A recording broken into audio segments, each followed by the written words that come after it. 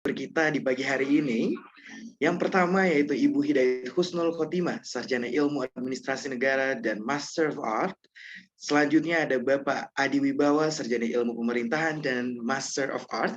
Dan tak lupa kami mengucapkan selamat pagi dan selamat datang kepada Ketua Himpunan Mahasiswa Ilmu Hubungan Internasional Universitas Teknologi Yogyakarta, Mas Imam Rismanto. Selamat pagi dan selamat bergabung juga kami ucapkan kepada Wakil Ketua Himpunan Mahasiswa Ilmu Hubungan Internasional Universitas Teknologi Yogyakarta, Mbak Alia Hamida, serta para jajaran dan panitia dari HIMUN 2022. Serta tak lupa kami ucapkan selamat pagi dan selamat bergabung kepada Chair dan Co-Chair, serta yang sangat kami banggakan, Delegasi Himahi Youth Model United Nations 2022. Tak lupa puji syukur kami panjatkan kehadirat Tuhan Yang Maha Esa, karena atas berkat rahmat dan hidayahnya, kita dapat berkumpul pada hari ini, 1 Agustus 2022, untuk bersama mengikuti serangkaian kegiatan Himahi Youth Model United Nations 2022, yaitu Getting to Know More About HIMUN 2022, the Urgency of the International Response to the Environmental and Equality Crisis. Tentu saja ini merupakan topik yang sangat relevan untuk kita bahas pada hari ini. Kami akan menghadirkan dua topik yang akan dibicarakan. Yang pertama dari UN Women terkait increasing the role of women in political participation, dan yang kedua dari United Nations Framework Convention on Climate Change terkait transformation of fossil energy into renewable energy as a prevention of the climate crisis. Sebelum kita melangkah lebih lanjut, perkenalkan saya Syafri Salamvesi, mahasiswa Hubungan Internasional Angkatan 2020 yang tentu saja siap memandu acara kita pada hari ini. Namun untuk itu, mengawali acara kita di pagi hari ini, mari bersama kita memanjatkan doa kepada Tuhan Yang Maha Esa. Doa menurut agama dan keyakinan masing-masing, doa disilahkan.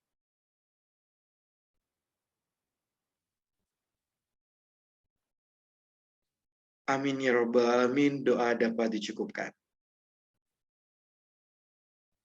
Bapak Ibu yang kami hormati, serta rekan-rekan peserta HIMUN 2022, sebelum kita mulai, izinkan kami menyampaikan beberapa rules yang perlu sama-sama kita ikuti. Yang pertama, kami minta kepada seluruh peserta untuk dapat senantiasa menonaktifkan mikrofon selama acara berlangsung, dan kami persilahkan kepada teman-teman peserta untuk dapat mengaktifkan kamera jika tidak memiliki kendala jaringan, dan jangan lupa untuk menggunakan virtual background yang sudah panitia kirimkan linknya melalui chat box.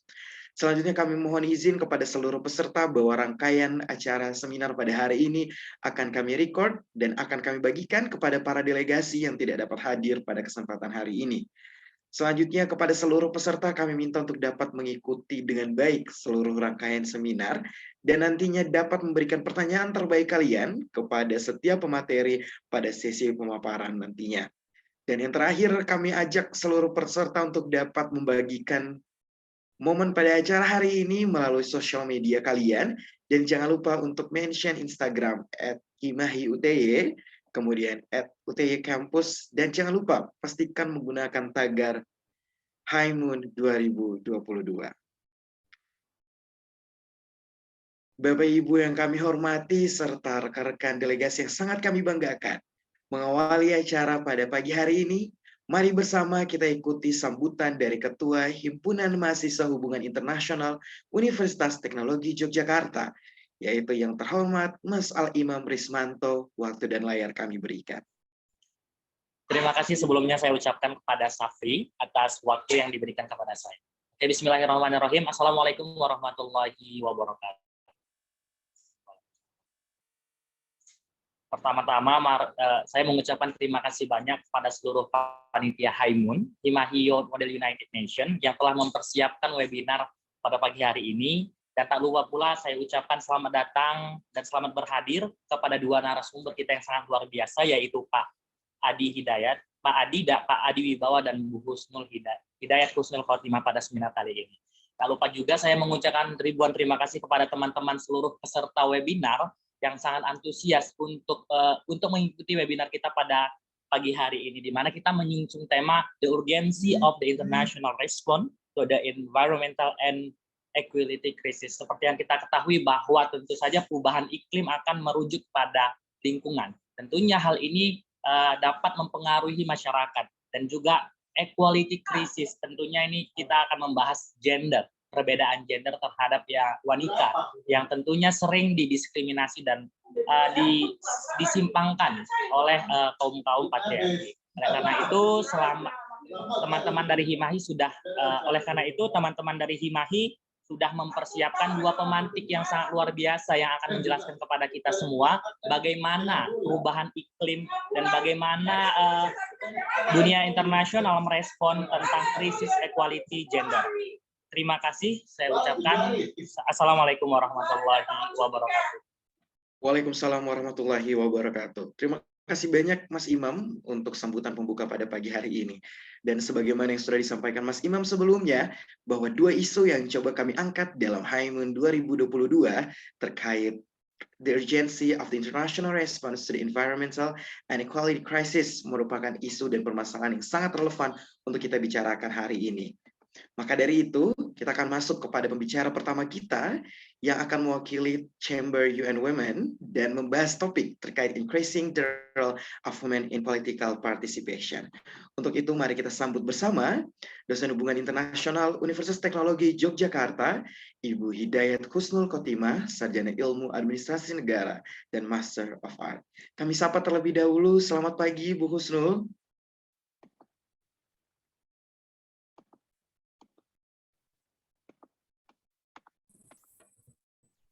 Pagi, Mas Afri. Bagaimana? Suara saya bisa didengar nggak? Bisa, Ibu, terdengar dengan jelas. Ya? Oke. Sebentar, saya ini belum bisa download karena WA saya ini ya, tadi di WA nggak masuk di laptopnya. Sebentar. Baik, Ibu. Mungkin sembari menunggu, kami persilahkan kepada teman-teman partisipan, khususnya delegasi, untuk dapat mengaktifkan kameranya selama acara ini berlangsung.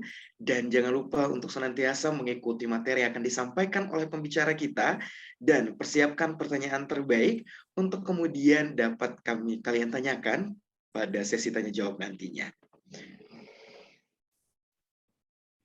Oke. Bagaimana, Ibu? Apakah sudah bisa kita mulai? Oke, saya ini ya, tapi belum pakai background-nya, nggak apa-apa ya? Tidak masalah, Ibu. Oke. Baik, untuk itu langsung saja waktu dan layar kami berikan kepada Bu Husnul. Terima kasih kepada Mas Afri dan panitia yang luar biasa ya dari Himahi Universitas Teknologi Yogyakarta yang telah mengadakan acara ini ya. Ini saya sangat mengapresiasi sekali karena memang mungkin akan banyak sekali tantangan ya. Pertama kali ya, ini UTY mengadakan secara apa ya, tidak hanya lingkup universitas ya, tetapi bisa dikatakan lingkup nasional lah ya untuk mengadakan MUN begitu. Nah, event ini tentu saja sangat bagus sekali dan perlu diikuti ya oleh semua kalangan menurut saya, karena tidak hanya untuk ini ya belajar public speaking saja, tetapi juga membangun relasi begitu. Nah, dalam kesempatan ini kebetulan saya ditunjuk ya untuk membahas masalah sebenarnya masalah gender equality ya, di mana penekanannya nanti pada political participation ya dari perempuan, di mana ini sebenarnya merupakan salah satu agenda dari UN Women yang berfokus pada isu-isu kesetaraan gender begitu. Oke, saya mulai. Next slide. Nah, mungkin sebelum kita membahas masalah gender equality ya, kebetulan karena ada dua chamber yang akan dibahas dalam MUN, di sini kita mungkin perlu sedikit membahas lah ya perkenalan bahwa apa sih itu UN Women ya. Nah, di sini mungkin ada sebagian orang ya atau Anda sekalian tentunya pasti ya tidak asing lah, apalagi yang mendalami isu-isu gender ya, isu perempuan. Nah, ini tentu saja UN Women di sini tentu tidak asing ya di telinga Anda begitu. Nah, di sini UN Women merupakan salah satu ini ya entitas atau anggota lah, bagian dari lembaga PBB yang berfokus pada apa ya dalam memperjuangkan isu-isu kesetaraan gender dan pemberdayaan perempuan. di mana UN Women di sini dibuat ya atau dibentuk pada bulan Juli 2010. Namun ketika dibentuk juga tidak langsung beroperasi karena tentu saja sebuah lembaga, namanya lembaga kan tidak mungkin ya ketika dibentuk langsung satgasnya semuanya lengkap kan tidak mungkin. Nah, tentu perlu misalnya membentuk kelembagaan yang baik ya, itu seperti apa, baru kemudian menetapkan program-program kerjanya seperti apa, baru kemudian yang terakhir dioperasionalkan. Nah, ini kemudian di tahun 2011 ya, ini memang program-program dari UN Women di sini sudah mulai dioperasionalkan begitu. Nah, tentu saja karena ini di bawah lembaga PBB, lembaga internasional ya, tentu saja UN Women di sini dukung lah ya, support semua anggota PBB untuk bisa mewujudkan kesetaraan gender. Tentu saja kalau kita menelisik lebih jauh terkait dengan isu gender, ini kalau dari tahun ke tahun memang terjadi peningkatan teman-teman. Nanti mungkin di slide berikutnya ada ya pemaparan mengenai progres atau dinamika dari tahun ke tahun itu partisipasi perempuan khususnya ya dalam konteks politik meningkat. Tapi di sini peningkatannya pun tidak terlalu signifikan gitu. Nah, sehingga di sini tentu saja UN Women di sini punya fokus-fokus ya atau program kerja. Next slide. Nah, ada 5 fokus yang jadi perhatian utama ya dari UN Women di sini. Anda bisa ya membreakdown ke dalam berbagai isu-isu yang bisa diangkat dari 5 poin penting di sini. Yang pertama yaitu increasing women's leadership and participation, di mana ini bisa kita kaitkan dengan konteks partisipasi politik juga ya, sesuai tema yang diangkat oleh MUN-HI, MUN-UTY ya di sini begitu. Kita tahu bahwa konteks kepemimpinan dan partisipasi perempuan tentu saja masih memiliki limitasi atau keterbatasan dalam konteks kuotanya ya, kuota. Kemudian kalau dari aspek leadership pada dasarnya biasanya di ini ya konteks isu-isu mengenai kepemimpinan perempuan seringkali di underestimate begitu, diremehkan. Nah, padahal peran perempuan ini justru mempunyai potensi yang luar biasa, teman-teman. Anda bisa lihat pada kemarin ya, saat pandemi COVID-19, kepemimpinan perempuan justru menjadi salah satu contoh keberhasilan dalam mengatasi krisis begitu, krisis dan pandemi tahun 2020 sampai ini ya COVID-19 sekarang ini begitu. Nah, tentu saja ini menunjukkan bahwa ternyata perempuan juga punya potensi yang bagus kok untuk menjadi seorang pemimpin. Nah, ini tentu saja perlu disebarluaskan ya. Nah, ini peran dari UN Women di sini. Bagaimana sih memperjuangkan ya bahwa perempuan juga bisa kok menjadi seorang pemimpin gitu. Nah, kemudian yang kedua, fokus utama dari UN Women di sini program kerjanya adalah mengakhiri ya segala bentuk kekerasan terhadap perempuan begitu. Nah, Anda mungkin juga sering mendengar berita atau ya ini ya melihat laporan dari misalnya kalau di Indonesia ada ini ya Komnas HAM dan perempuan ya, Komnas Perempuan. Nah, kan seringkali terjadi kekerasan dalam rumah tangga. Kemudian diskriminasi perempuan tidak hanya dalam rumah tangga, sebenarnya di berbagai bidang begitu. Dalam aspek ekonomi, bahkan ketika terjadi perang ya, yang lagi-lagi yang menjadi sorotan korban perempuan dan seterusnya. Nah, di sini UN Women berpartisipasi memiliki fungsi dalam menjalankan program-program kerjanya untuk mengakhiri konteks masalah kekerasan terhadap perempuan begitu di berbagai negara tentu saja.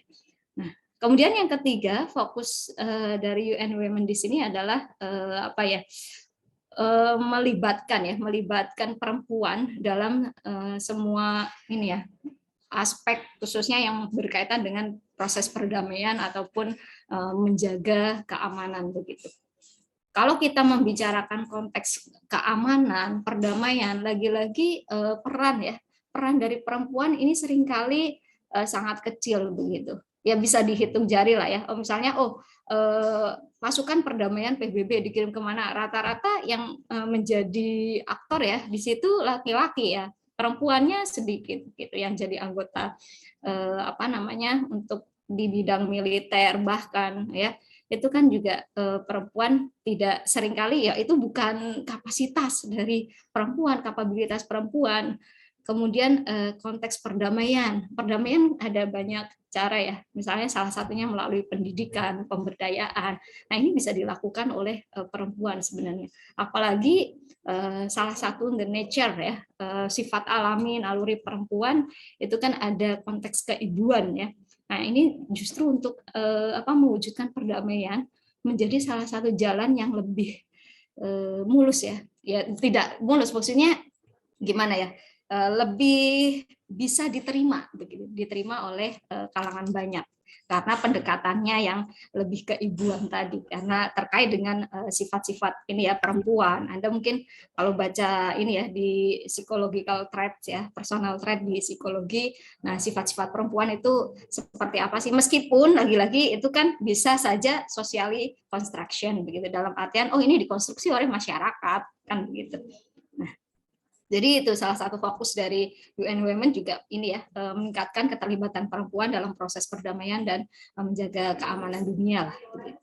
Nah, salah satunya juga ini tidak hanya dilakukan oleh UN Women, di mana kolaborasi dengan LSM, entitas dari pemerintah nasional di suatu negara itu juga tentu diperlukan ya, karena kalau kerja sendiri tanpa adanya koordinasi dari berbagai pihak juga menjadi salah satu kendala ya yang untuk mengaplikasikan sebuah program kalau tidak ada kolaborasi itu akan sulit begitu. Nah, kemudian yang keempat fokus dari UN Women di sini adalah ini ya terkait dengan pemberdayaan ekonomi perempuan. Lagi-lagi kalau kita berbicara konteks kesetaraan gender, peran perempuan dalam ini ya mengakses ekonomi dalam konteks tenaga kerjaan. Nah,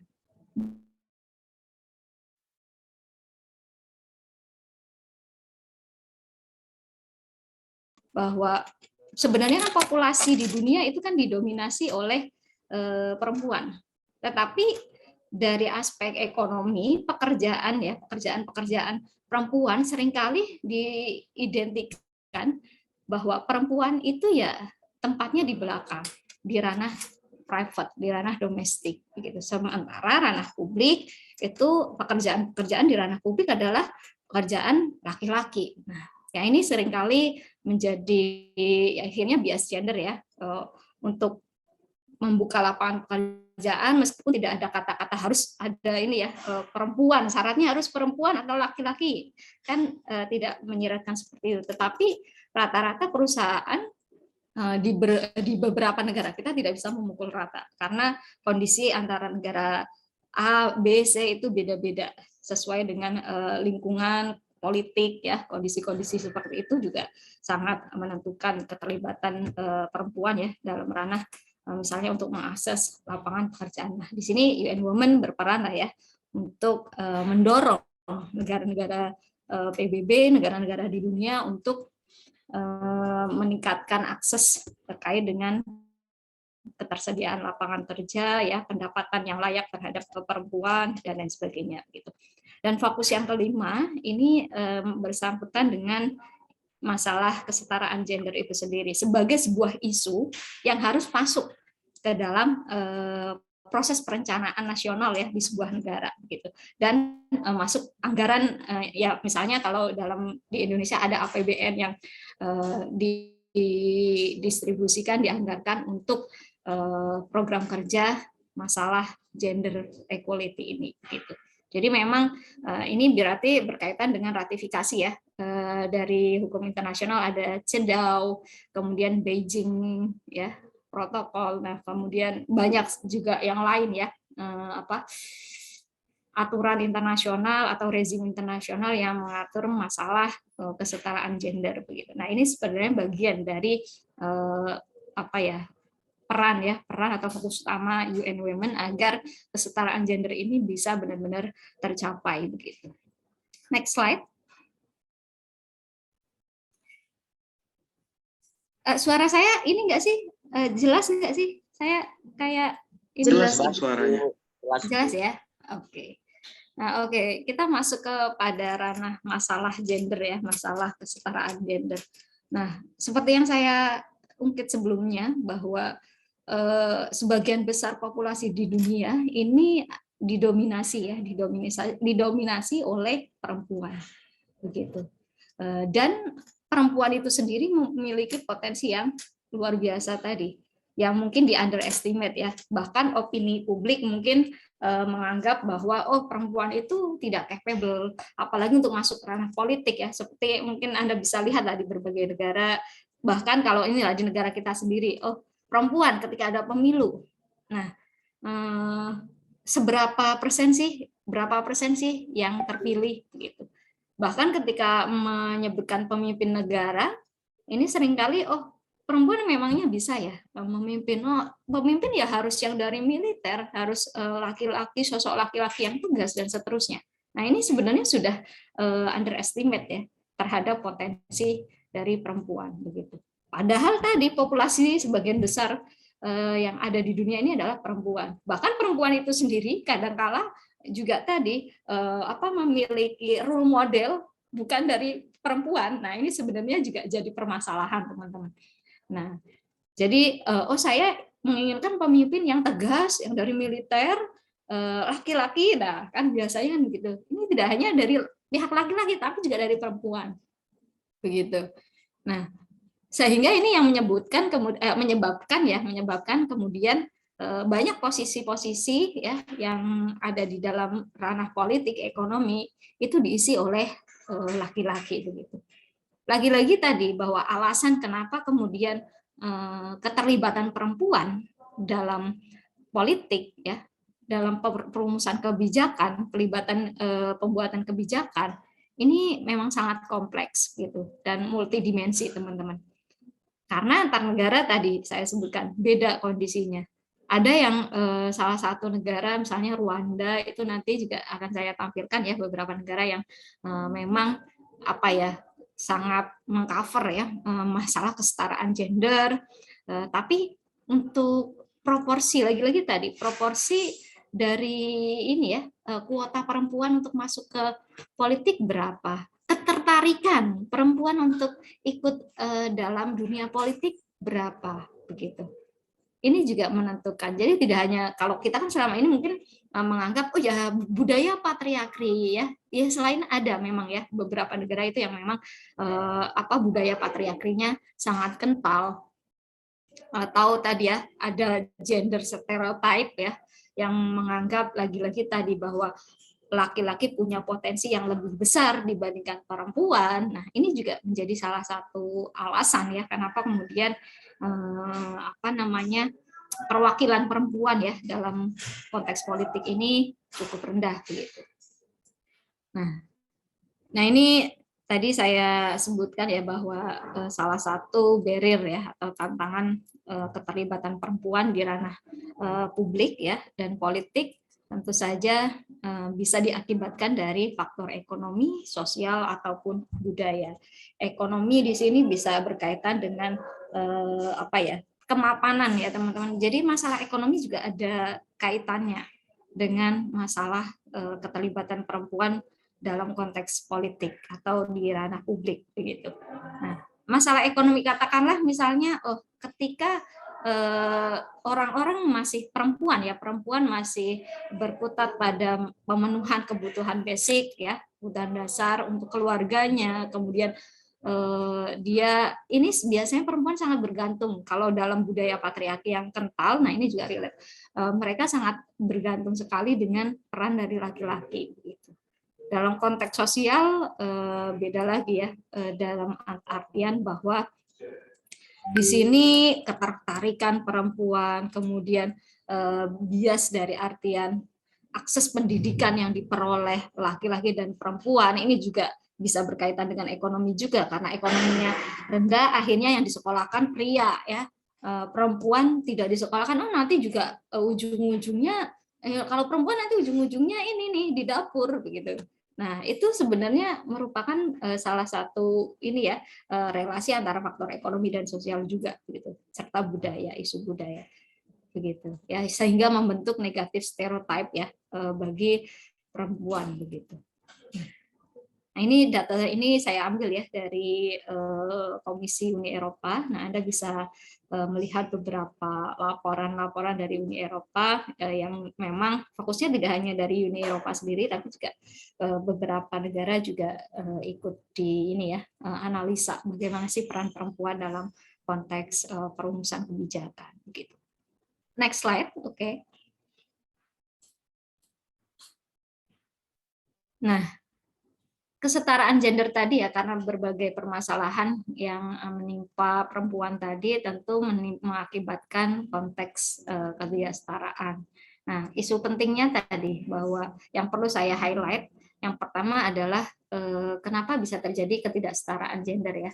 Ini masalah bagaimana ranah publik dan private domestik ya, ini dibedakan perannya. Differently gender. Jadi bias gender tadi teman-teman, bahwa pekerjaan ranah publik ya pekerjaannya laki-laki begitu. Pekerjaan perempuan itu di ranah domestik. Nah, itu adalah itu sudah socially construction gitu.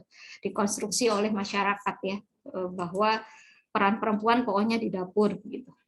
Sedangkan ini sebenarnya ya merupakan bentuk dari inequality tadi gitu. Nah, kemudian ini ya, bagaimana kemudian stereotip negatif yang terbentuk dari pemisahan antara ranah publik dan ranah privat, di mana ranah publik tadi didominasi laki-laki, ranah privat perempuan. Nah, ini akhirnya menimbulkan persepsi-persepsi yang negatif bahwa perempuan tidak mampu, perempuan tidak capable, tugas perempuan ya jaga anak di dapur dan lain sebagainya, perempuan tidak layak untuk ikut terjun dalam politik. Nah, itu gender negatif stereotype yang kemudian muncul. Nah, tadi sudah saya sebutkan pula bahwa laki-laki untuk pendidikan biasanya orang tua yang memiliki budaya patriarki yang sangat kental lebih mengedepankan pendidikan dari anak laki-lakinya begitu. Sehingga pada akhirnya konteks persaingan ya, tidak hanya dalam ranah politik saja, ekonomi, sosial ya, ini juga sangat berpengaruh teman-teman. Tingkat pendidikan seseorang ya, kalau semakin tinggi kan sebenarnya berarti well educated, dia punya pengetahuan yang luas terkait dengan hal-hal tertentu. Nah, otomatis ketertarikan seseorang, kenapa sih seseorang tertarik masuk politik? Nah, tentu saja yang pertama mereka pasti paham mengenai apa itu politik. Nah, ini diperoleh dari apa? Pendidikan, begitu. Nah, kalau dari aspek pendidikan saja tidak terpenuhi ya, dari perempuan ini nggak terpenuhi, lah bagaimana mereka kemudian mau terjun ke dalam politik meskipun sudah ada kuota ya.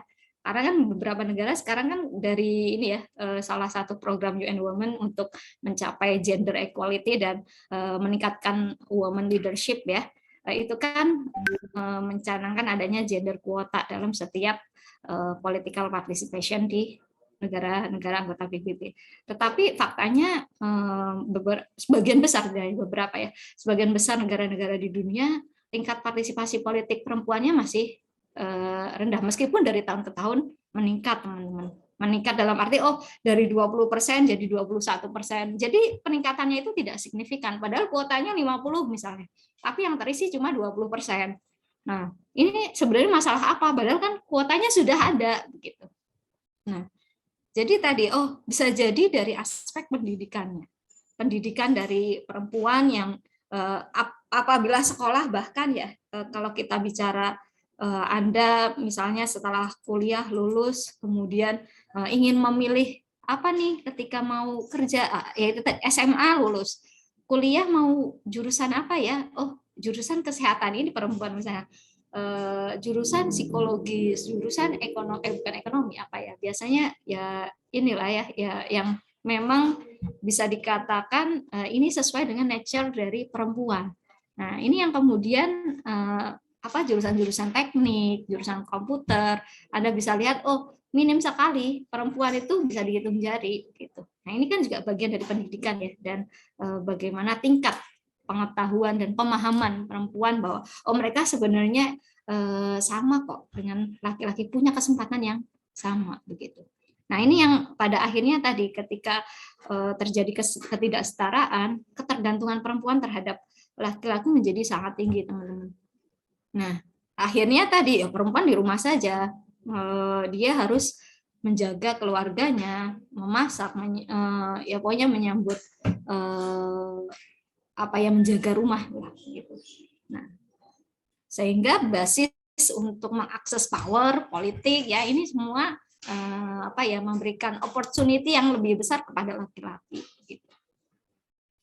Nah, pada akhirnya ini yang kemudian mengarahkan pada peran perempuan ya dalam perumusan kebijakan-kebijakan ekonomi dan sosial menjadi terabaikan.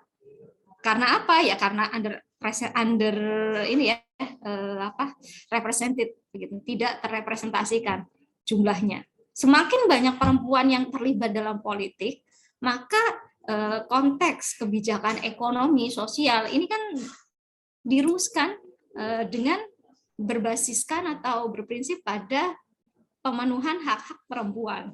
Nah, semakin banyak Anda para perempuan, para wanita ya ini kemudian terjun ke dalam politik, dalam perumusan kebijakan, maka Anda bisa ini memformulasikan kebijakan ekonomi dan sosial yang pro terhadap diri Anda begitu. Nah, Anda bisa lihatlah bahwa kenapa kemudian kok ini ya kita secara biologis kan beda. Saya sendiri kan perempuan, teman-teman. Secara biologis berbeda dengan laki-laki.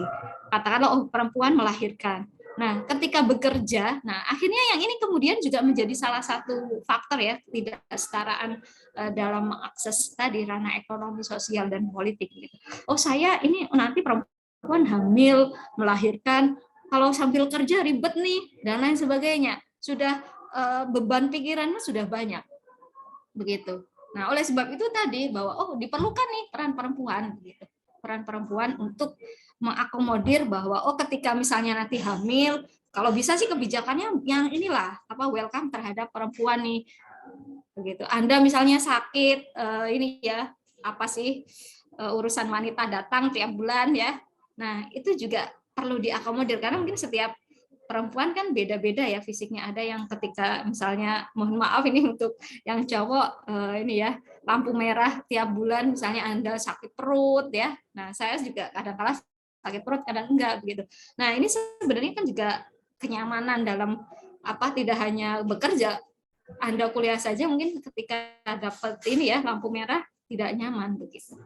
Nah, tentu perlu ada kebijakan-kebijakan yang pro terhadap perempuan. Nah, apakah ini kemudian itu adalah privilege Bu begitu. Ya enggak, itu justru bagian dari kesetaraan begitu. Kesetaraan gender. Nah, gitu ya. Oke, next teman-teman.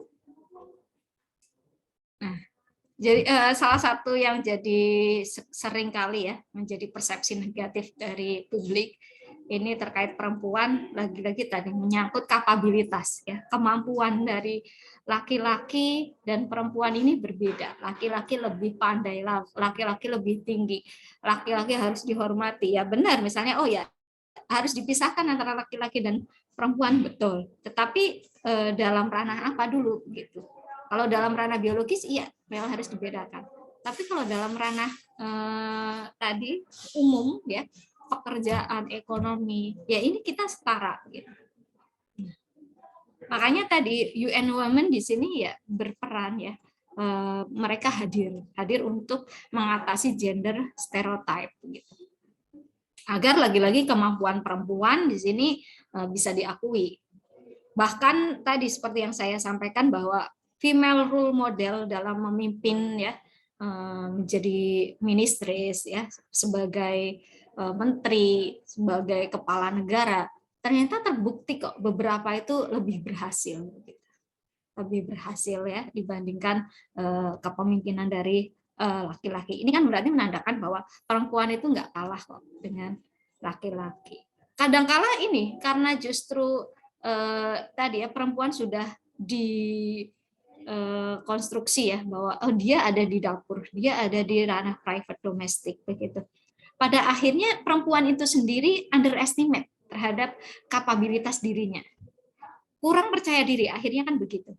Nah, ini sebenarnya ya stereotip seperti ini yang perlu dihilangkan begitu. Apalagi yang mengakar dari budaya patriarki ya, itu perlu benar-benar perlu adanya perubahan, sebuah perubahan tidak hanya dari ini saja ya, lingkungan internal saja, tapi dari eksternal perlu memicu tadi. Nah, lagi-lagi tadi, keberadaan UN Women di sini merupakan salah satu trigger lah yang ikut mendorong perubahan untuk mencapai kesetaraan gender tadi. Nah, karena biasanya lagi-lagi tadi bahwa gender stereotype di sini seringkali digunakan ya sebagai justify bahwa laki-laki lebih capable daripada perempuan.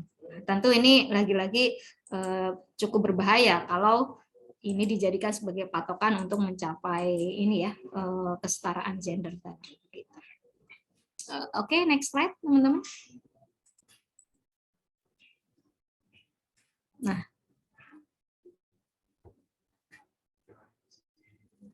oke, jadi perempuan kenapa perlu ya terlibat dalam partisipasi politik?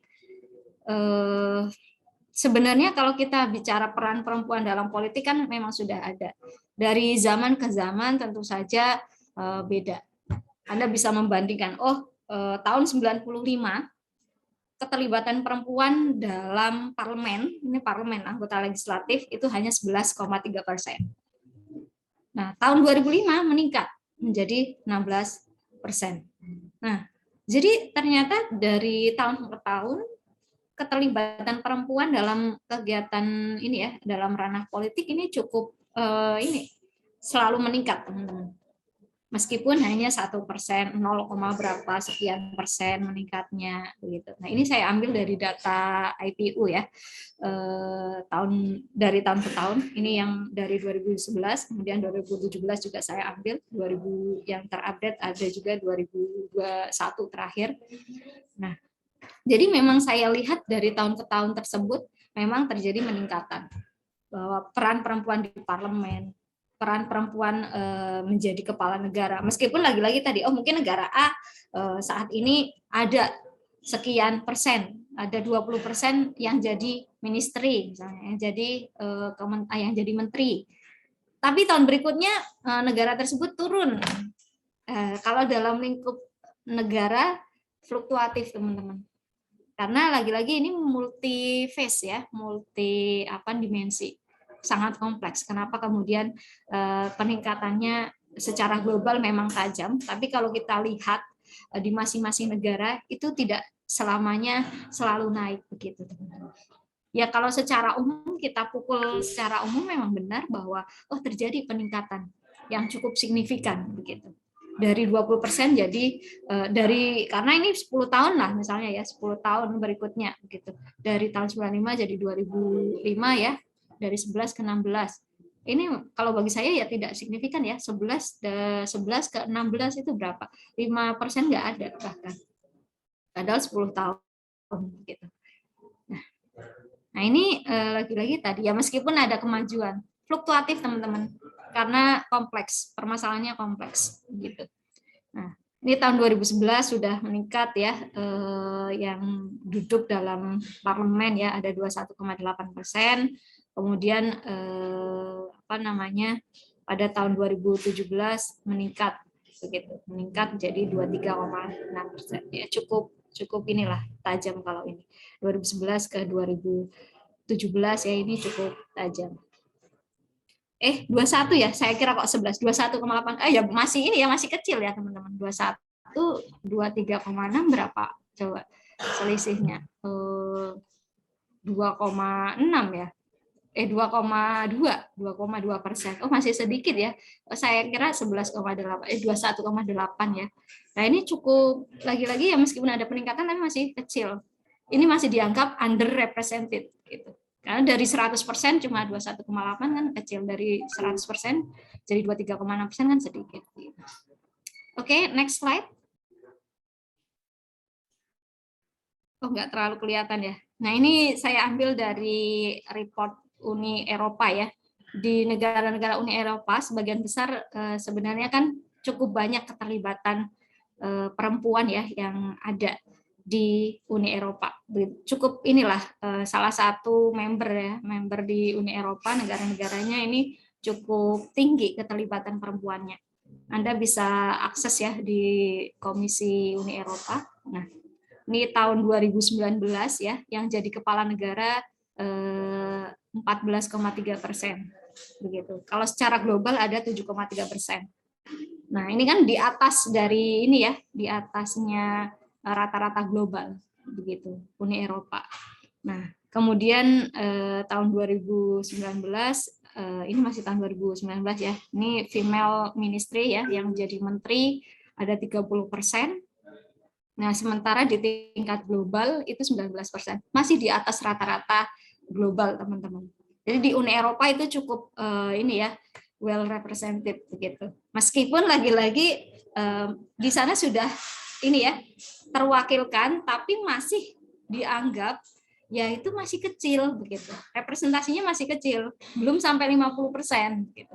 Belum sejajar kan, berarti belum setara. Dari 100 orang cuma 30 orang kan masih belum 50-50 ya, belum 50-50 begitu. Nah, ini tahun 2019 begitu. Next slide. Nah, ini tahun 2020, teman-teman.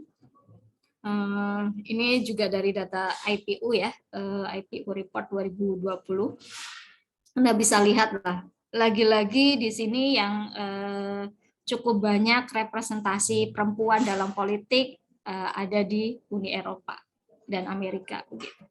Negara berkembang itu masih kecil begitu, meskipun salah satu negara ini ya ada Rwanda ya, itu tingkat partisipasi politiknya tertinggi, teman-teman, cukup tinggi secara global, mereka di atas 50%. Nah, itu cukup bagus sebenarnya. Nah, di sini hanya 24 negara dari 195 negara yang menjadi pemimpin negara 2020. Hanya 24 negara. Jadi presiden, kepala pemerintahan ya, Perdana Menteri, ini cuma 24 dari 195.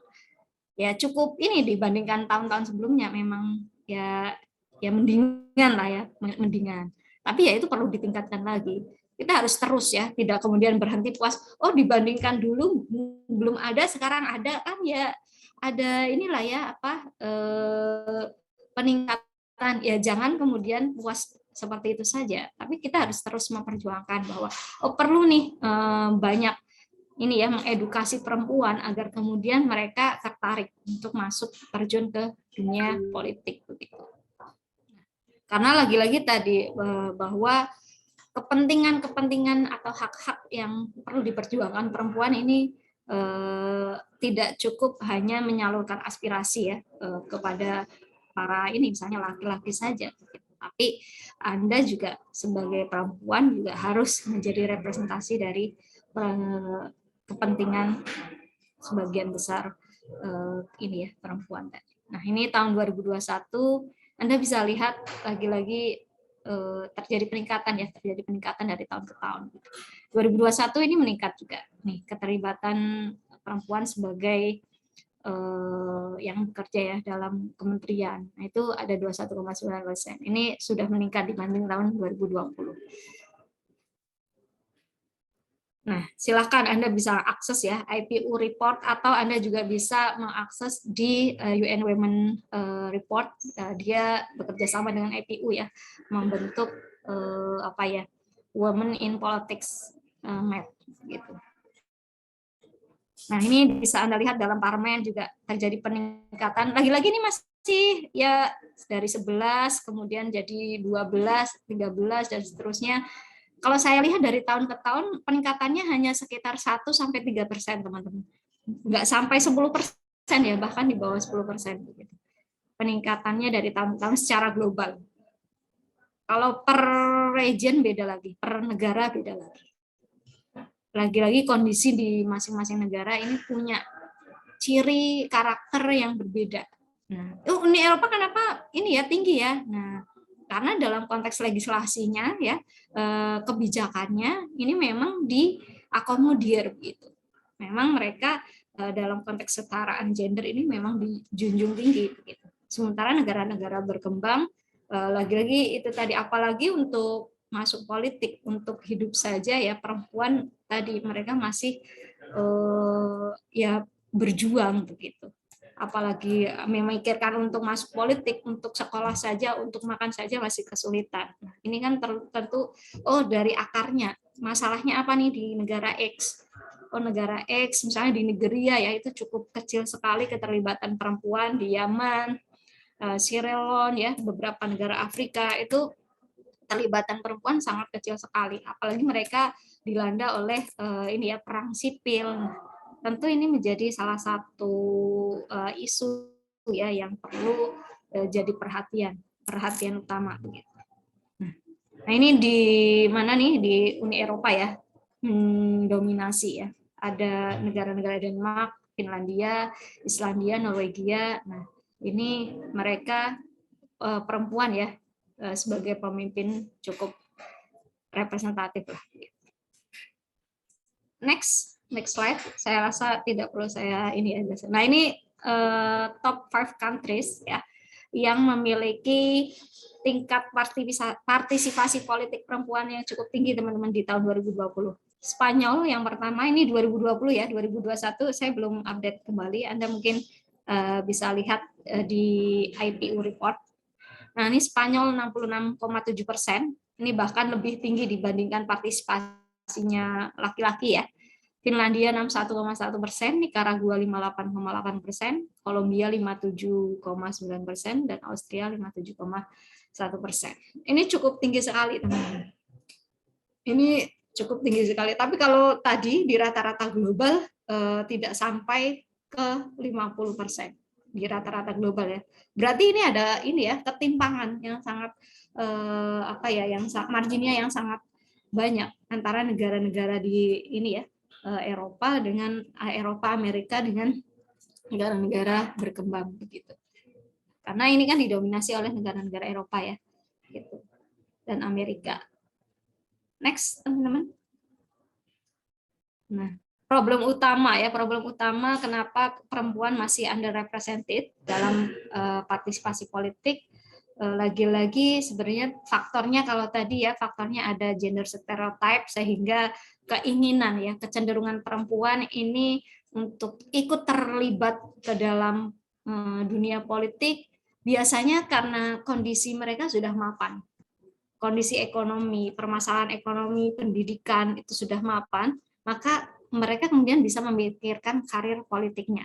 Atau dalam artian bahwa mereka background-nya memang dari keluarga yang terjun di dalam dunia politik atau bisnis. Nah, sehingga mereka bisa tertarik untuk masuk politik. Nah, ini jadi salah satu permasalahan ya bahwa berarti masyarakat kalangan bawah ya yang tidak bisa mengakses pendidikan, tidak bisa memiliki akses terhadap politik ini menjadi semakin tertekan. Apalagi kadangkala perhatian perempuan ya ini lebih pada keluarga. Mereka sudah lelah memikirkan kebutuhan keluarga, beban untuk merawat keluarga. Ini akhirnya kemudian menimbulkan keengganan untuk apalagi tadi masuk politik, mau sekolah aja pada ini akhirnya saya nggak mau lah, saya mau mikirkan keluarga begitu. Pikirkan keluarga dengan cara apa? Saya menjaga keluarga di rumah. Akhirnya kan begitu. Nah, itu salah satu tantangan utama, teman-teman. Selain budaya patriarki ya, karena kan tidak semua negara ini ya, memang tadi budaya patriarkinya ada yang kental, ada yang tidak. Gitu. Nah, sehingga permasalahan utama lagi-lagi ranah domestik tadi, pembagian antara ranah domestik dan private dan publik, di mana ranah private ini lebih mengedepankan family commitment.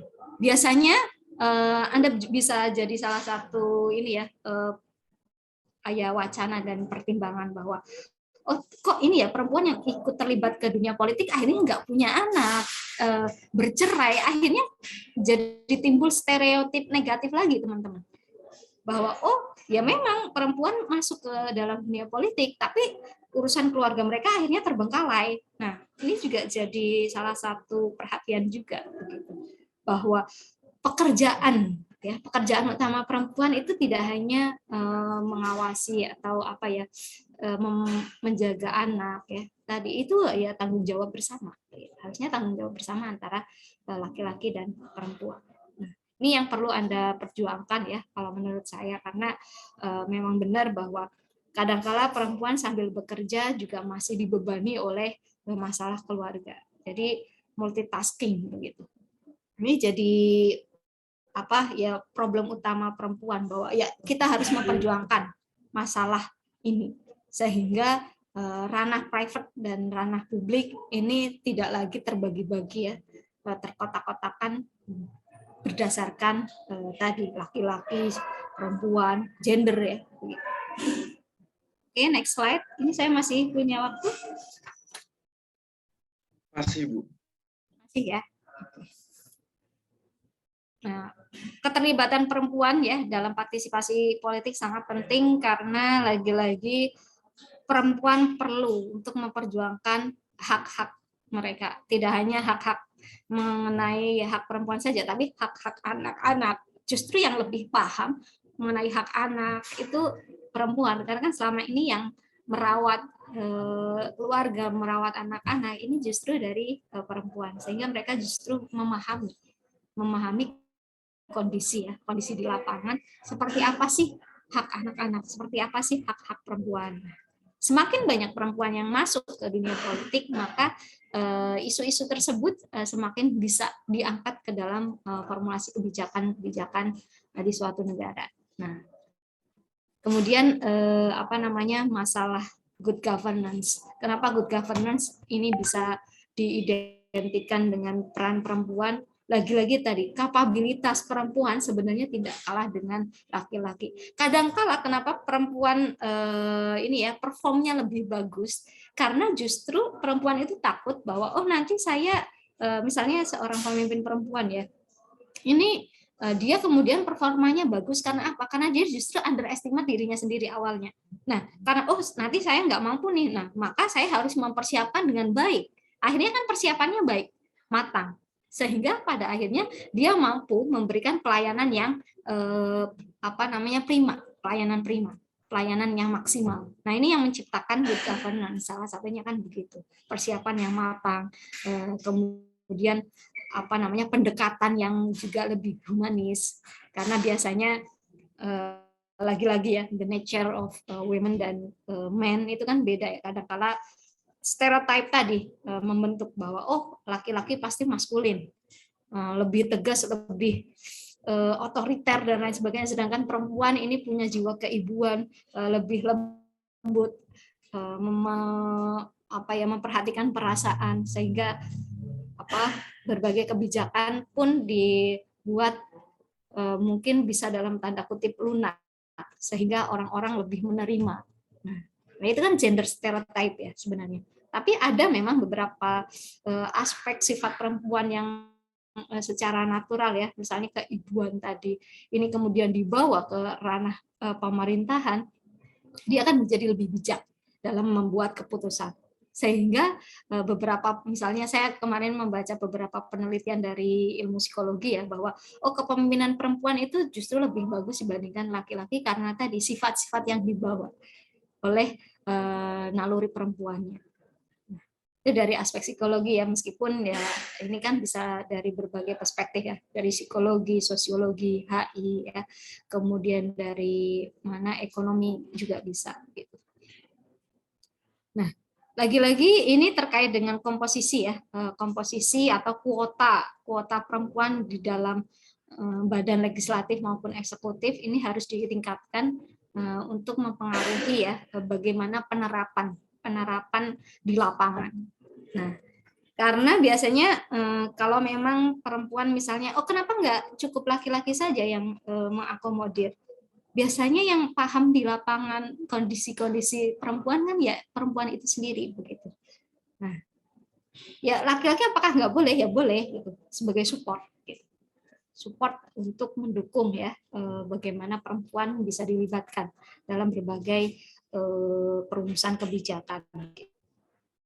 Nah, ini berbagai bukti ya menunjukkan bahwa women leaders lebih banyak yang berhasil dibandingkan leader dari laki-laki. Meskipun lagi-lagi tidak bisa dipukul rata, teman-teman. Ada banyak faktor yang memang mempengaruhi. Oke, next slide. Nah, ini salah satu map ya, peta yang menunjukkan bahwa beberapa negara welcome ya atau mengakomodir hak-hak perempuan di dalam legislasi atau aturan-aturan negaranya.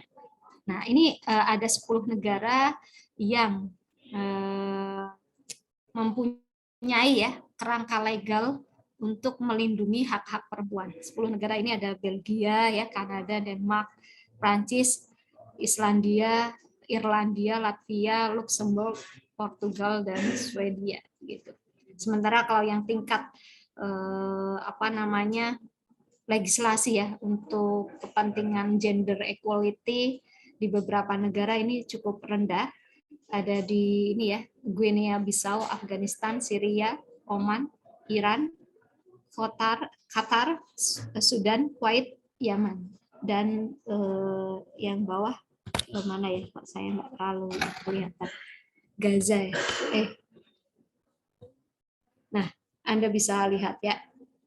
Nah, jadi di sini lagi-lagi bisa Anda lihat, oh negara-negara maju ya, yang lebih welcome terhadap kesetaraan gender gitu. Nah, kira-kira faktornya apa? Anda bisa mencari nih. Nah, indikatornya di sini kalau dari laporan IPU ini ada tingkat mobilitas ya. Kebebasan perempuan untuk keluar rumah, mengakses ini ya, tidak hanya pekerjaan ya, misalnya saya juga ingin pergi keluar, piknik, travel. Kalau yang tidak hanya dulu, sekarang yang memang di negara-negara yang punya budaya patriarki yang sangat kental kan melarang ya wanita keluar rumah. Apalagi ini kalau sudah malam itu dilarang. Nah, ini jadi salah satu indikator. Nah, kemudian workplace, teman-teman. Dari ini ya, bagaimana sih undang-undang atau aturan yang pro terhadap perempuan dalam dunia ketenagakerjaan. Nah, di sini perempuan memiliki hak yang sama dalam mengakses pekerjaan. Kemudian dari salari ya, gaji juga sebagai salah satu indikator yang menjadi perhatian dalam gender equality dalam konteks hak-hak perempuan yang diperjuangkan, di mana gaji di sebagian besar negara berkembang ini masih menjadi permasalahan, teman-teman, bahwa perempuan digaji lebih murah dibandingkan laki-laki. Tapi kalau di sini di negara-negara yang punya high score ya, di 10 negara ini mereka sama gajinya, antara perempuan dan laki-laki ya sama. Gitu. Nah, kemudian masalah pernikahan ya, pernikahan ini juga biasanya terkait lagi dengan konteks kultural dan religiusitas. Perempuan harus mematuhi laki-laki. Laki-laki ngomong apa harus diikuti nih, gitu. Entah itu negatif atau positif.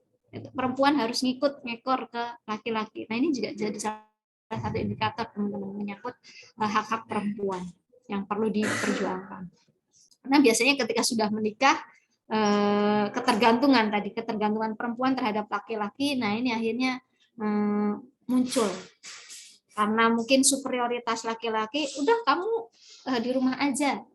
Nah, ini justru ya Anda mungkin ya terserah lah ya. Kalau saya sih nggak sepakat ya, begitu, nggak sepakat bahwa perempuan harus di rumah saja kemudian suaminya melarang untuk bekerja. Menurut saya ya kita perlu diskusi nih. Nah, makanya sebelum menikah Anda harus diskusi dulu. Nanti saya kalau sudah menikah dengan kamu nih, boleh nggak saya kerja? Nah, Anda harus ini sudah sebelum menikah memperjelas posisi. Oh, oke lah, kamu nanti boleh bekerja. Nah, akhirnya Anda setuju. Udah, kita menikah. Karena itu teman-teman jadi salah satu indikator bahwa ketika masuk ke dalam dunia pernikahan ternyata keterlibatan perempuan ya dalam politik, dalam ekonomi ini semakin mengecil. Lagi-lagi faktor tadi, dia akhirnya harus tunduk terhadap suami. Nah, kemudian parentalhood ya, dalam artian di sini tadi perempuan ini bisa nanti bagaimana nih kalau misal hamil, bagaimana nih kalau melahirkan. Akhirnya kadangkala jadi perhatian untuk perusahaan. Beberapa perusahaan menimbang kenapa kuota perempuan lebih sedikit dibanding laki-laki karena masalah ini. Nanti perempuan melahirkan cutinya banyak. Kemudian mau melahirkan juga cutinya banyak. Nah, akhirnya ya udahlah persentase lapangan kerja untuk perempuan sedikit. Nah, kalau di negara-negara tadi ya 10 besar top di dunia tadi memberikan cukup kelonggaran yang baik, teman-teman. Bahkan misalnya bagi para wanita yang melahirkan itu diberikan cuti sekitar 1 tahun, 6 bulan sampai 1 tahun, teman-teman. Ini cukup ini sekali ya. Kalau di Indonesia 3 bulan, sekarang malah mau di-cut. Nah, ini berbahaya sekali menurut saya. Ini perlu diperjuangkan. Makanya Anda perempuan harus ikut terlibat nih dalam perumusan kebijakan. Karena kok bisa di-cut ya, mau di-cut itu kan hak dari perempuan. Bukan berarti yang namanya setara, gender itu setara itu ya berarti harus dipukul rata nih. Laki-laki nggak ada liburnya, perempuan nggak ada liburnya. Justru itu ketidaksetaraan, teman-teman. Ya, itu adalah ketidaksetaraan.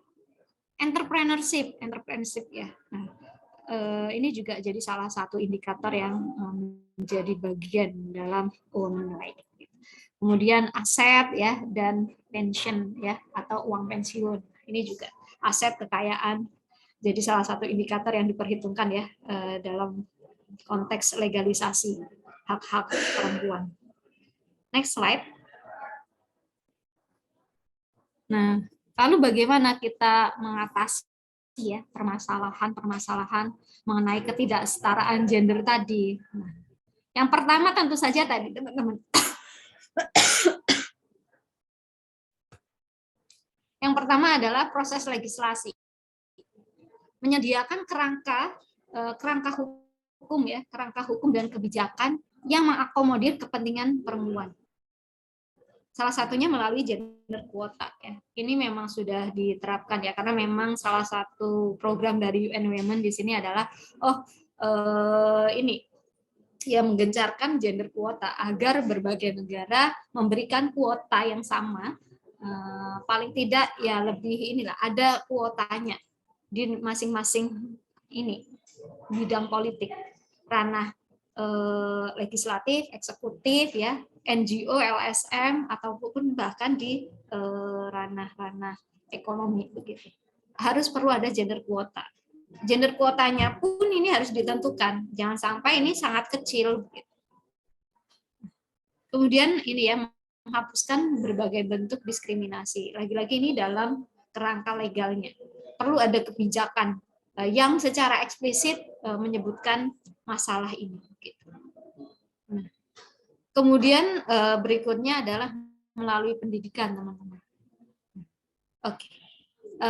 Pendidikan ini sangat penting untuk men-trigger keinginan perempuan untuk terlibat dalam dunia politik. Nah, pendidikan sangat penting, kemudian sosialisasi ya, gender socialization, bahwa pekerjaan yang ada di ranah publik ataupun domestik itu bukan didasarkan pada gender. Kemudian menggunakan female role model yang bisa dijadikan sebagai salah satu inspirasi ya bagi kaum perempuan untuk ikut maju, bahwa perempuan bisa maju kok, perempuan bisa berhasil, perempuan bisa ikut terlibat ke dalam dunia politik, bisa berkontribusi ya dalam berbagai bidang. Female role model khususnya yang berhasil terkait dengan kepemimpinan mereka tidak hanya di dunia politik saja ya sebagai pemimpin negara, tapi juga bisa sebagai misalnya eksekutif di perusahaan ya, atau misalnya entrepreneurship, itu juga bisa jadi model-model ya yang bisa dijadikan inspirasi bagi kaum perempuan. Oke, next slide. Nah, oke teman-teman, demikian yang bisa saya sampaikan. Silahkan bagi para delegat yang hadir saat ini, saya berharap bisa berpartisipasi ya dalam HI Himahi UTY MUN yang diadakan oleh Himahi ya, untuk ikut berpartisipasi memperjuangkan hak-hak perempuan nih, meskipun ini cuma simulasi ya, dalam artian tidak secara real, tapi kan sebagai salah satu ajang lah bagi Anda untuk belajar bersama ya, menuangkan ide-ide kreatif Anda, khususnya mengenai masalah gender equality. Terima kasih, saya kembalikan kepada moderator. Baik, terima kasih banyak Bu Husnul untuk penjelasannya yang sangat komprehensif dan luar biasa terkait bagaimana fenomena dan hal yang mempengaruhi partisipasi perempuan dalam dunia politik. Meskipun sebagaimana kita ketahui bahwa kesempatan perempuan untuk berpartisipasi dalam dunia politik sudah diperjuangkan oleh UN Women dan coba difasilitasi oleh pemerintah dari berbagai negara. Namun pertumbuhannya masih sangat tipis yang tadi disampaikan oleh Bu Husnul, hanya sekitar 1 sampai dengan 3% dari tahun ke tahun. Tentu saja ini tidak akan memenuhi apa yang kemudian kita sebut sebagai kesetaraan gender dalam dunia politik yang ada di berbagai negara.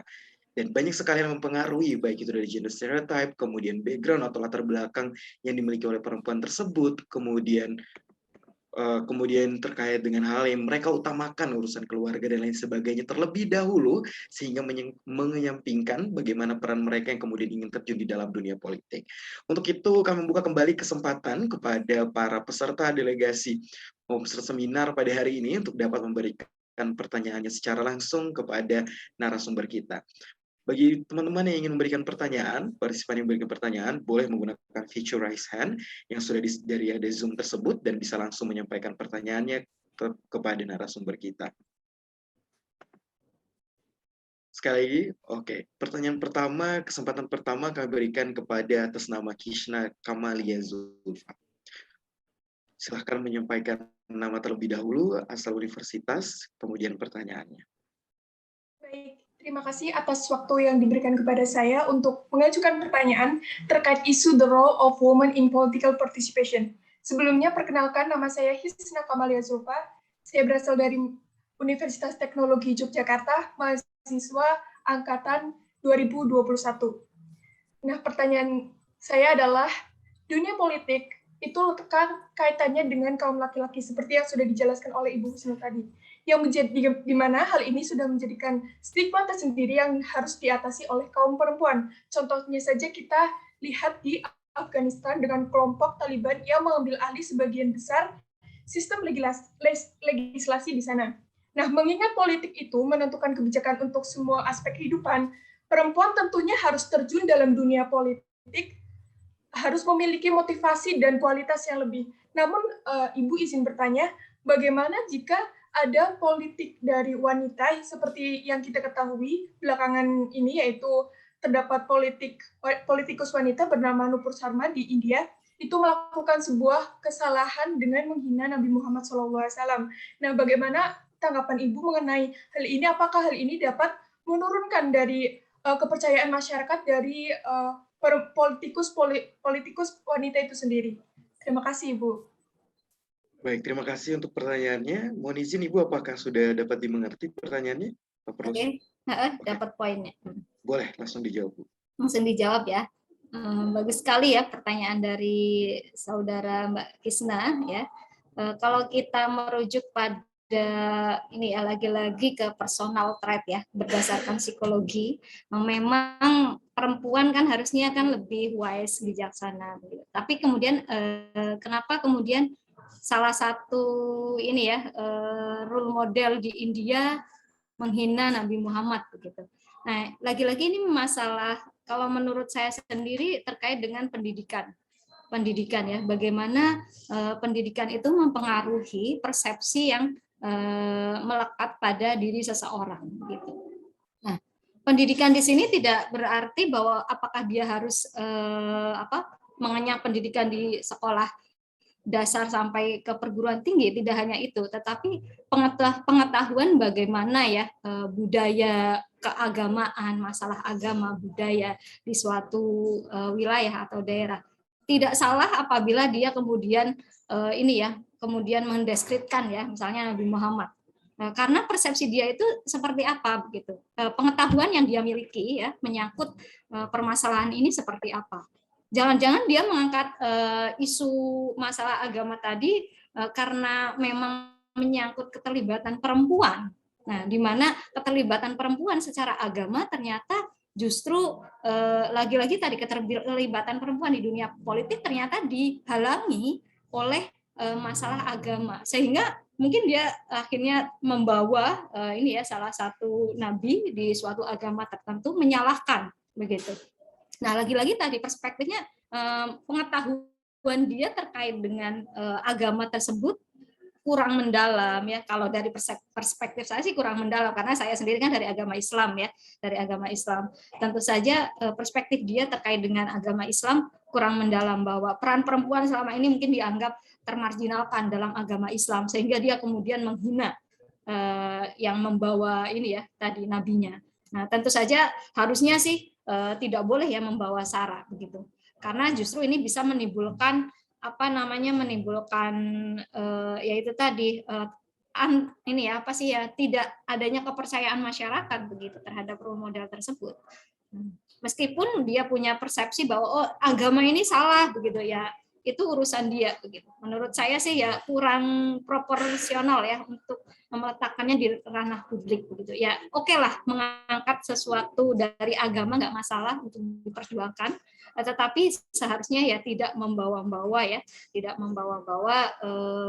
role model agama tersebut ke ranah publik menurut saya. Demikian ya Mbak Kisna. Jadi dari aspek pendidikan dan juga personal trait dari yang bersangkutan juga perlu diperhitungkan.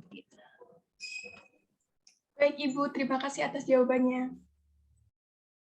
Sangat menarik, berarti kemudian dari sini kita bisa melihat ya, banyak sekali pandangan dari masyarakat yang mempertanyakan kembali posisi perempuan yang mudah terpengaruhi atas emosional. Mungkin kasus yang tadi coba disampaikan Mbak Kisna ini secara tidak langsung menunjukkan bahwa emosional perempuan masih sangat mempengaruhi untuk bisa membedakan apa yang layak untuk disampaikan di ranah publik dan sebenarnya apa yang tidak. Kita masuk ke pertanyaan selanjutnya, mohon izin Bu, ada datang dari kolom chat. Sebelumnya mohon izin karena tidak bisa menyampaikan secara langsung, maka disampaikan melalui kolom chat. Saya baca pertanyaannya. Jika membicarakan mengenai gender, tidak hanya perempuan saja yang menuntut kesetaraan. Sebetulnya secara tidak langsung kita sadari bahwa laki-laki juga menuntut kesetaraan. Namun dalam kasus-kasus yang kita lihat dan berbasis pada apa yang sudah disampaikan pembicara, bahwa perempuan belum mampu mencapai kesetaraan karena sebetulnya perempuan itu hidup dalam bayang-bayang stereotip yang lahir dari masyarakat atau konstruksi sosial yang terbentuk. Setiap perempuan berhak mendefinisikan arti menjadi perempuan yang merdeka dari ekspektasi moral dan sosial. Pertanyaannya, bagaimana menurut narasumber kita sebagai perempuan keluar dari para kondisi masyarakat yang bukan hanya soal freedom of speech saja, tapi tentang hidup atau life perempuan dan keperempuanan secara utuh di balik budaya perempuanan secara utuh di balik budaya patriarkis yang mengakar di sekitar kita. Jadi bagaimana perempuan bisa keluar dari konstruksi sosial yang terbentuk dan juga keluar dari stereotip-stereotip yang terbentuk dalam masyarakat. Boleh, silahkan Bu. Oke, terima kasih Mas Safri. Menarik sekali ya ini pertanyaannya ya. Ini sebenarnya dialami teman-teman oleh kaum perempuan di negara-negara Afrika Selatan, khususnya yang mengalami perang. Motivasi dalam diri perempuan itu sendiri untuk bebas. Nah, ada nggak motivasinya untuk terbebas dari pengekangan tadi? Dari aspek budaya patriarkinya atau dari represi politik, dari kondisi perang, ada nggak motivasi untuk keluar dari katakanlah dalam tanda kutip nasib mereka begitu. Nah, ketika ada motivasi, ini kan bisa dilihat ya, kenapa kemudian negara-negara Afrika punya seorang yang mendapatkan Nobel perdamaian. Karena mereka punya motivasi untuk tadi, oh saya ingin menggerakkan, saya ingin punya program yang bisa mengatasi masalah yang ada sekarang ini. Begitu. Nah, motivasi itu sangat penting sekali untuk mengubah mengubah kondisi-kondisi yang sudah ada atau bahkan mengakar dalam masyarakat. Anda harus berani menentang atau keluar dari budaya tersebut. Kan tidak mudah mengubah budaya masyarakat yang sudah mengakar. Nah, apalagi menentang ya, kadangkala menentang dari jalur umum kan biasanya akan mendapatkan pro dan kontra. Gitu. Kecaman apalagi dari keluarga yang mungkin kental sekali dengan budaya patriarki, melarang Anda kemudian memberontak, itu saja dari lingkup kecil ya bisa jadi salah satu masalah begitu. Tapi mau nggak Anda keluar dari kondisi tersebut begitu. Motivasi yang pertama kalau menurut saya yang paling penting adalah motivasi. Kemudian motivasi tersebut bisa men-trigger ya effort atau upaya-upaya Anda ke depannya begitu. Ketika sudah punya motivasi, kemudian Anda ingin mencari jalannya dari mana nih? Oh, ternyata ada nih lembaga NGO. Biasanya kan NGO cukup banyak yang care mengangkat isu-isu yang termarginalkan ya, termasuk masalah keterlibatan perempuan ya, ketidaksetaraan gender itu cukup banyak. Coba masuk ke sana. Ya tidak harus masuk jadi anggota karena awal-awal nggak tahu ya kalau langsung jadi anggota. Inilah berkeluh kesah seperti yang terjadi di Myanmar ya. Di Myanmar itu kan cukup banyak perempuan yang termarginalkan, apalagi dalam ranah politik, dalam bidang ekonomi saja mereka untuk mengakses ya pelayanan publik saja masih dimarginalkan gitu. Nah, di sini ada salah satu NGO ya yang bergerak di bidang kesetaraan gender yang bisa dijadikan wadah. Nah, wadah untuk tadi perempuan bisa nih diakomodir dalam lembaga tersebut, termasuk dari proyek-proyek yang mereka aplikasikan ya di sebuah daerah. Motivasi sudah ada, wadahnya harus ada, cari wadah. Nah, kemudian mengakses pendidikan itu sebagai gerbang utama ya. Pendidikan itu sebagai gerbang utama, teman-teman. Gerbang utama Anda untuk menuju perubahan. Makanya kalau kita sebut bahwa kaum muda itu merupakan agent of change gitu. Agen-agen perubahan. Nah, Anda ini adalah agen-agen perubahan. Begitu. Agen-agen perubahan yang nantinya bisa men-trigger kebijakan-kebijakan baru yang Anda coba lihat kondisi di lingkungan seperti apa. Nah, itu perlu diangkat nih dari aspek pendidikan. Karena kalau kita bicara orang yang pendidikannya rendah, mereka kadang-kala tidak care gitu. Ya, tidak, karena tingkat pengetahuan, lagi-lagi pengetahuan yang dimiliki masyarakat ini tidak cukup mengenai sebuah hal, mengenai masalah kesetaraan gender. Budaya ini harus terus dilestarikan nih. Nah, karena tidak ada yang men-trigger untuk mengubah, yang nggak akan berubah. Namanya kebudayaan itu bisa berubah, teman-teman ya. Sekarang kan di Indonesia sendiri, di daerah saya sendiri tadi, misalnya dulu perempuan ya, di tempat saya itu perempuan nggak boleh pulang malam nih. Sekarang sudah biasa. Nah, dulu itu udah dapat cap negatif sekali begitu. Negatif sekali ya ketika Anda keluar malam, bahkan sampai jam 11 malam, jam 6:30 ini ya habis maghrib aja keluar itu udah nggak boleh. Gitu. Sekarang itu udah hal yang biasa. Nah, ini kan berarti ada perubahan ya, perubahan budaya gitu. Nah, tinggal Anda mau nggak men-challenge diri sendiri untuk mengubah persepsi stereotip negatif yang memang perlu diubah gitu. Yang menurut Anda memang perlu diubah. Tapi kalau memang beberapa aspek tidak perlu diubah, menurut Anda ya monggo bisa dipertahankan. Nah, itu jawaban dari saya ya. Baik, terima kasih banyak Bu Kusnul. Jadi 3 kunci utama. Yang pertama terkait dengan motivasi, kemudian kita mencari wadah yang tepat untuk bisa mendukung niat baik kita tersebut, lalu selanjutnya mematangkan pendidikan yang kita miliki. Kita lanjut ke pertanyaan selanjutnya. Ada pertanyaan datang dari kolom chat atas nama Ahdan dari Universitas Muhammadiyah Yogyakarta. Saya izin baca untuk pertanyaannya, Bu. Representasi perempuan dalam bidang politik dapat dikatakan masih jauh dari harapan. Di Indonesia sendiri, perempuan yang terjun dalam dunia perpolitikan masih terbelenggu dari latar belakang budaya patriarki, perbedaan gender. Meskipun sampai saat ini selalu ada upaya untuk memperbaiki persoalan tersebut, apakah menurut pembicara, ke depannya perempuan bisa mengambil kursi jabatan sebanyak yang diduduki kaum laki-laki? Oke. Terima kasih Mas Safri. Ini juga pertanyaannya menarik sekali ya. Kalau saya lihat ya, saya nggak tahu mungkin tahun keberapa ya, progresnya dari tahun ke tahun selalu meningkat, meskipun cuma 1% ya. Tapi kan 1% ini tadi coba dilihat di Spanyol itu 66,7%. Itu kan berarti melebihi kuota. Ya maksudnya melebihi kuota secara umum, nggak sampai 50 melebihi 50% bahkan begitu. Itu 66,7%. Jadi ke depannya menurut saya ya bisa saja perempuan itu justru menduduki lebih banyak kursi jabatan ya di tingkat ranah politik, ekonomi, sosial begitu.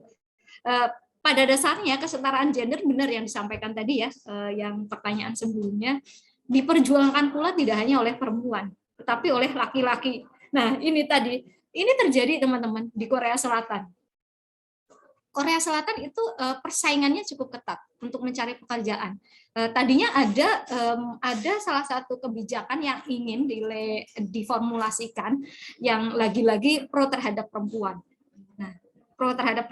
Nah, ini kemudian ditentang oleh kaum laki-laki karena mereka merasa bahwa kami bersaing dengan perempuan saja sudah ini sekarang perempuan sudah ini masuk ke kursi-kursi ekonomi sosial politik, ranah sosial ekonomi politik itu sudah setara dengan laki-laki. Itu di Korea Selatan ya menurut mereka ini saya baca dari OBR ini ya, Observer ini report ya.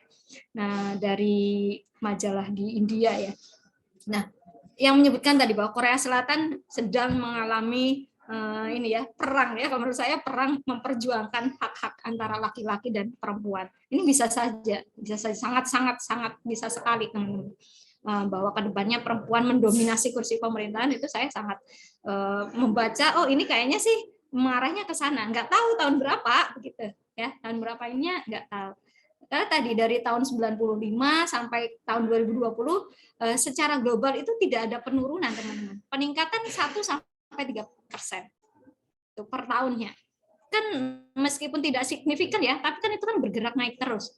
Nah, UN Women ini ya, apalagi lembaga-lembaga yang ada ya, itu support terhadap kepentingan perempuan, maka akan semakin banyak nih.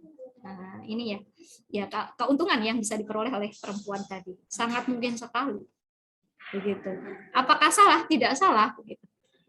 Apakah ini harus diperjuangkan? Kalau saya bagi perempuan senang sekali begitu.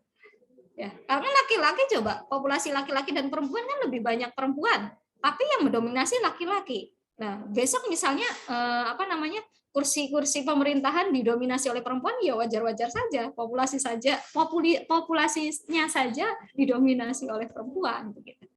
Nah, jadi itu adalah menurut saya ya hal yang wajar dan juga perlu diperjuangkan terus-menerus. Kita tidak bisa berhenti sampai titik ini saja. Puas, ya udah yang penting ada nih keterwakilan perempuan. Nah, kalau begitu tadi hak untuk memperoleh kesetaraan gender, saya harapannya di Indonesia itu kayak di Norwegia, Finlandia. Ketika saya hamil kemudian melahirkan, cuti 1 tahun 2 tahun nih. Karena ini ya lagi-lagi beban perempuan yang ini ya stereotip, kemudian pemisahan antara pekerjaan perempuan dan laki-laki itu masih melekat teman-teman di sebagian besar negara, bahkan di negara-negara maju, bahwa ini peran perempuan nih, jaga anak, melahirkan kan itu kan ini ya perempuan, kemudian untuk menjaganya, nah itu kan masih kewajiban orang tua begitu. Nah, mungkin nanti akan ada isu, menurut saya ya, itu akan ada isu dari laki-laki memperjuangkan hak mereka untuk misalnya kami juga ini nih menjaga anak begitu. Kami juga perlu nih ketika perempuan lahiran ya, kami juga butuh libur yang sama nih dengan perempuan. Paling enggak ya misalnya kalau perempuan kan butuh pemulihan. Kalau laki-laki kan mungkin mendampingi ya, mensupport perempuan untuk mendidik anak. Kami juga butuh libur 1 tahun, perempuan 2 tahun, saya 1 tahun lah misalnya kan gitu. Nah, pasti ada gitu.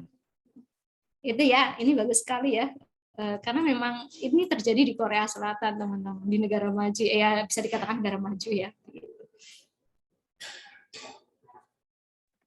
Baik, terima kasih banyak Bu Husnul untuk jawabannya, dan memang tidak bisa dipungkiri bahwa saat ini populasi dari perempuan terus meningkat dan mungkin berpotensi untuk kedepannya menduduki bangku-bangku politik, baik di dalam negeri maupun dalam kontestasi perpolitikan global. Peran tokoh perempuan semakin signifikan.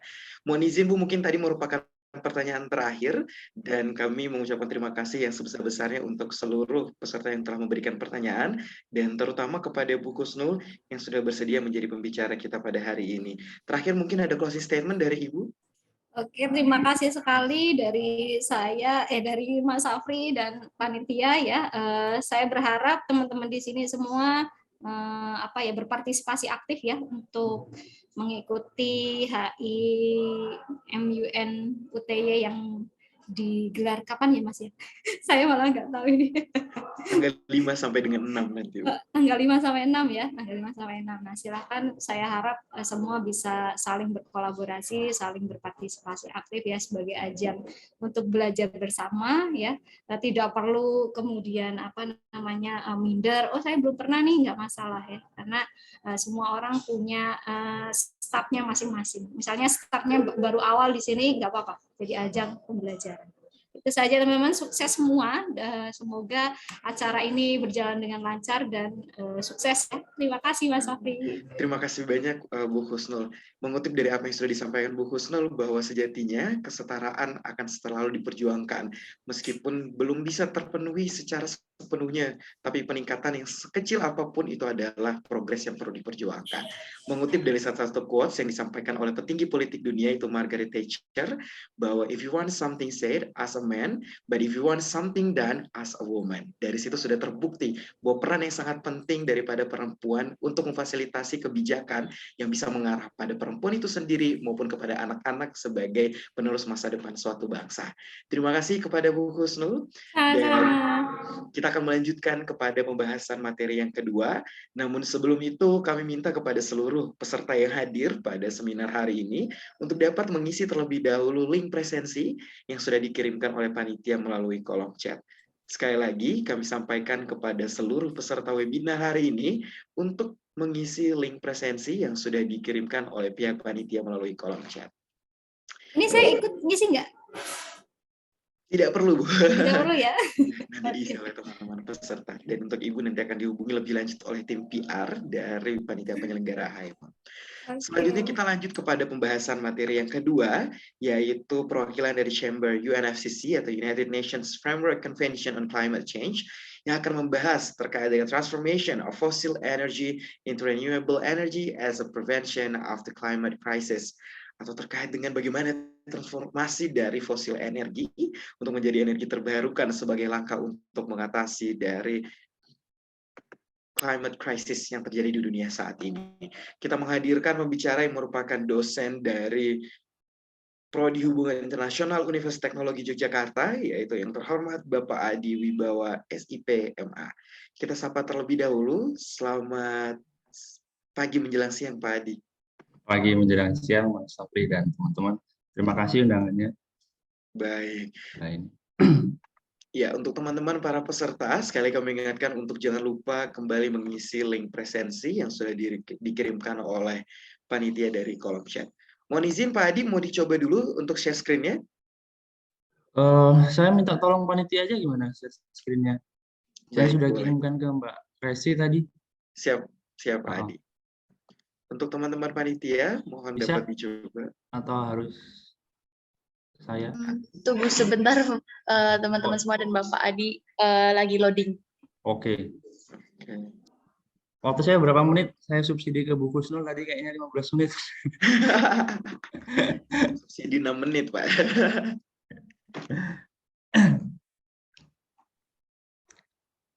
Sampai jam berapa, Mas? Untuk saya, Mas? Sampai jam 11 lewat 10. Okay. Iya. Insya Allah cukup.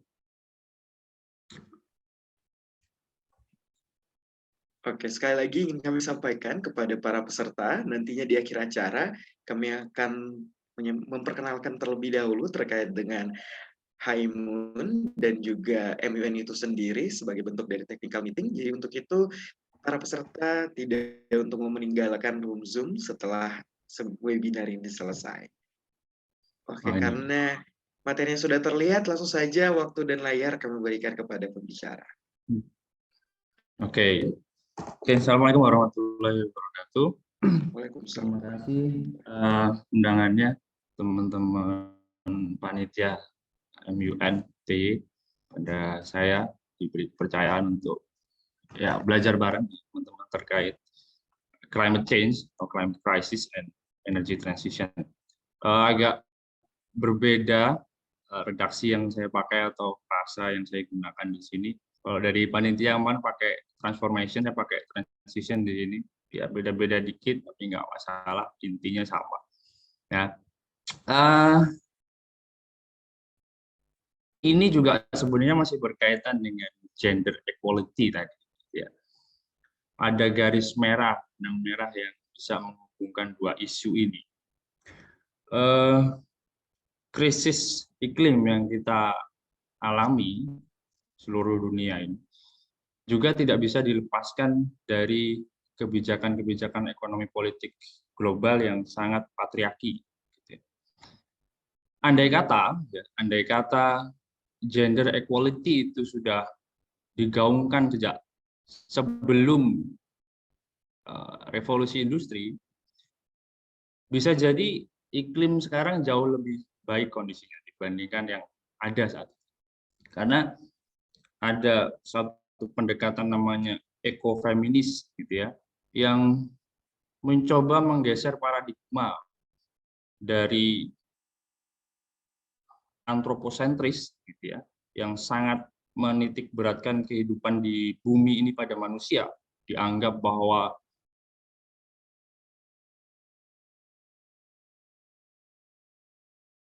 dia mau gali lubang, dia mau tutup lubang, dia mau keduk di sana, keduk di sini, nggak ada masalah selama untuk kepentingan manusia. Dan ternyata itu yang membawa kita kepada disaster namanya climate crisis ini.